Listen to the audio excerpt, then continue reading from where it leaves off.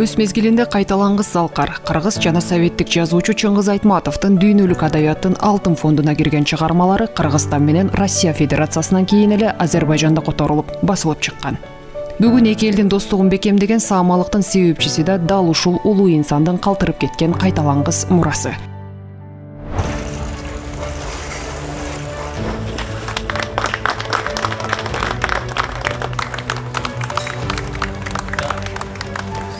Дегенибиз өлкө башчысы Садыр Жапаров менен Азербайжан Республикасынын президенти Ильхам Алиев биргеликте Баку шаарында Чыңгыз Айтматовдун эстелигинин ачылышын жасашып, түрк элдеринин илгертен келе жаткан дос туугандык мамилелерин дагы да жандантышты.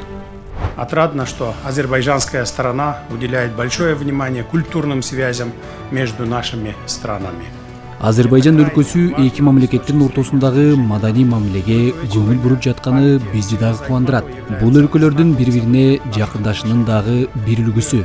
Буга улуу жазуучу Чыңгыз Айтматовдун эстелигинин тургузулганы ачык мисал. Чыңгыз Айтматов кыргыз элинин гана эмес, Азербайжан элинин дагы сыймыгы болгон. Ал гана эмес, өлкө лидери Гейдар Алиевдин да жакын досу болгонун айткым келет.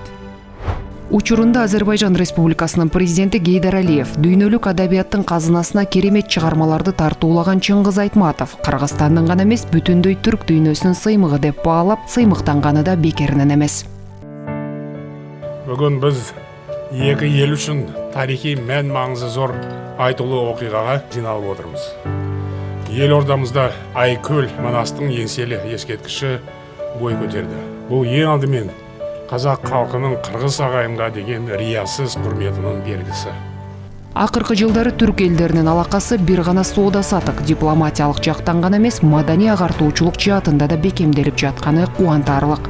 Үстүбүздөгү жылдын 19 апрелинде коңшулаш Казак элинде кыргыздын түгөн өрдөтү төгөн чачыларда жыйналган деминин эгеси болгон Манастын айкеле тургузулду. Бүгүнкү окуя кыргыз менен казак элинин карым-катышындагы тарыхый күн, тамыры bir эки элдин боордоштугунун ырастаган улуу күн.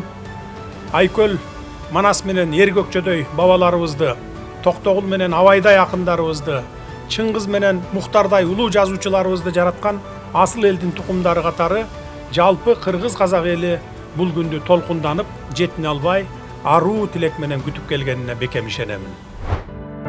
Түрк элдери кыйын кезеңге кептелип, башына оор мүшкүл түшкөндө бири-бирине далысын салган эмес. Буга тарых күбө. Достук мамиленин чыңдалышы, ичара байланыштардын жаңы тепкичке көтөрүлүшү. Ал гана эмес, маданий мурастарга жасалып жаткан басым, айтор акыркы учурларда катталып жаткан тарыхый окуялар түрк элдеринин ортосундагы мамилелерде жаңы доордун башталганынан кабар берет.